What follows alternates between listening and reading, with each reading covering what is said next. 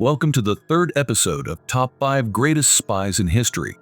Today, we explore the story of Aldrich Ames, the agent who betrayed America by selling its sensitive secrets to the Soviet Union, shaking U.S.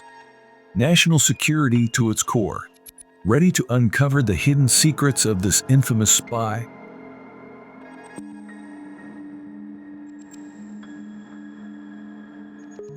Aldrich Ames was born in River Falls, Wisconsin, to Carlton Cecil Ames and Rachel Ames. His father was a college lecturer at Wisconsin State College, River Falls, and his mother was a high school English teacher. His childhood was relatively normal, except for a few issues that may have had a lasting impact on his life. Ames was the only son and didn't have an older brother or a significant male figure to look up to, so his only role model was his father. In 1952, his father began working for the CIA's Directorate of Operations in Virginia. This job eventually influenced Ames to join the CIA himself. However, after being stationed in Southeast Asia in 1953, his father received negative evaluations from his supervisors due to a severe drinking problem, which was consistently mentioned in his performance reviews. The CIA eventually transferred his father back to headquarters, where he spent the rest of his career performing less significant duties due to his drinking issues. Alcohol would later play a prominent role in Aldrich Ames's life as well.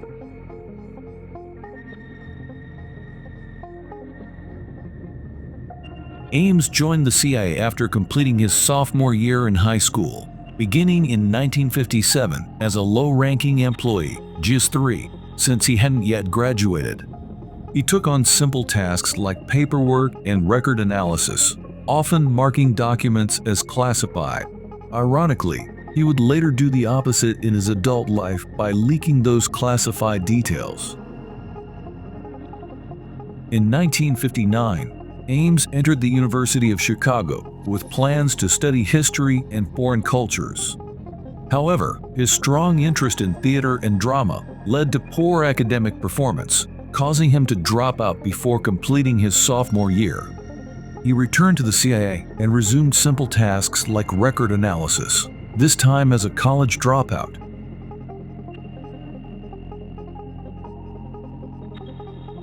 As time went on, Ames steadily advanced within the CIA.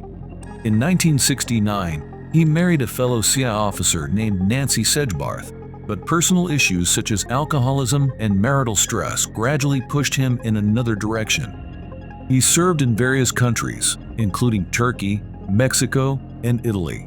These assignments further complicated his personal and professional life, leading to extramarital affairs and severe financial strain.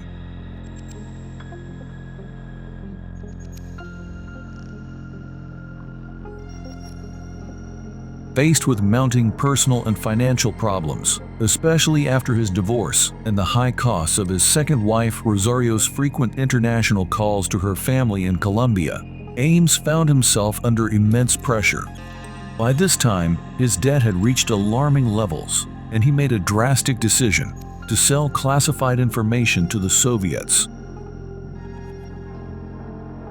In the early 1980s, Ames established contact with Soviet intelligence and began selling them sensitive CIA information. Initially, he received substantial sums for each meeting with Soviet agents, which allowed him to escape debt and adopt a lavish lifestyle. This newfound wealth enabled him to purchase an expensive home and enjoy luxuries that raised suspicion among his colleagues.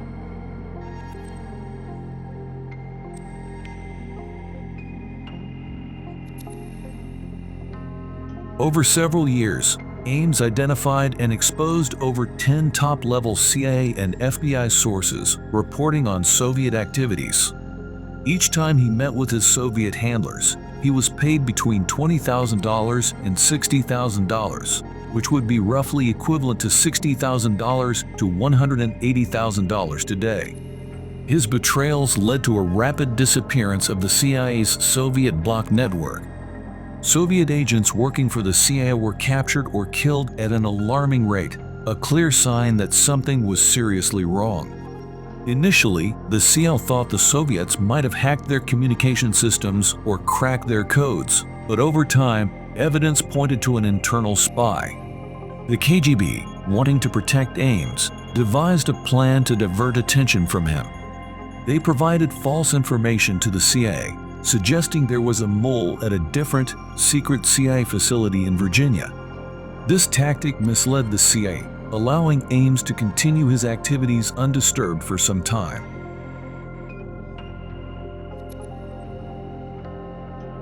In 1986, Ames was posted to Rome, where his assignment was to gather intelligence on Soviet spies. However, his performance remained poor due to continued drinking and lax work ethics. Despite these issues, he took every opportunity to pass classified information to the Soviets in exchange for large sums of money. Ames and his wife spent extravagantly on luxurious homes, fancy cars, and other indulgences.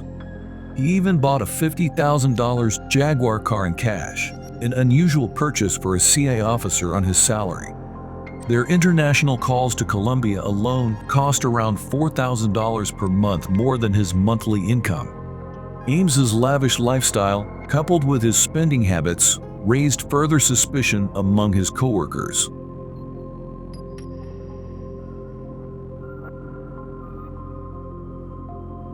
By the early 1990s, the CIA and FBI were increasingly focused on identifying the mole responsible for leaking sensitive information to the Soviets.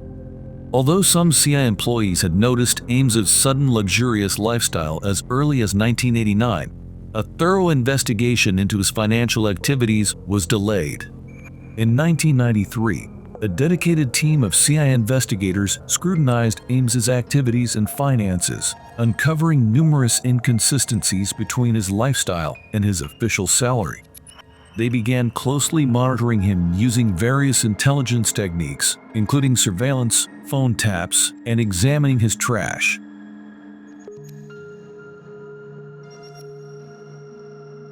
In early 1994, when Ames was scheduled to attend a conference in Moscow, the FBI and CIA decided not to take any chances and moved to arrest him before he could leave the country. On February 21, 1994, after years of espionage and betrayal, Ames was finally apprehended. Upon his arrest, he reportedly told officers, "You don't understand, you have the wrong guy." However, his facade didn't hold up. On April 28, 1994, Ames pled guilty to espionage and was sentenced to life in prison. His wife, Rosario, was also sentenced to 5 years for aiding his illegal activities.